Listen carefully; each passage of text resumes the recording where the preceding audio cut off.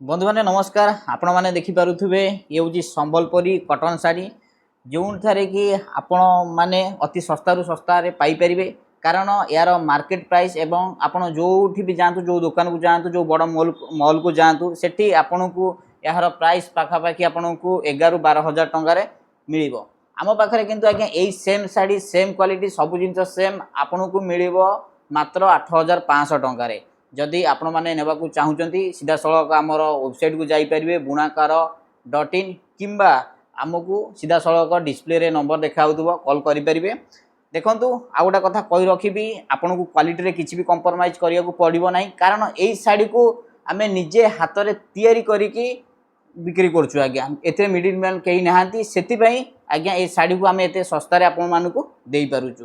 तो बंधु मैंने निश्चित भाव में जदि भी कहार दरकार कंटाक्ट करूँ एवं आ गोटे कथा कही रखी आमर कटक भुवनेश्वर बा ओडिशार जेकोसी जगह सीओडी अवेलेबल रही टेंशन नियंतु नहीं फास्ट शाढ़ी देखूँ तापर पेमेंट करूँ।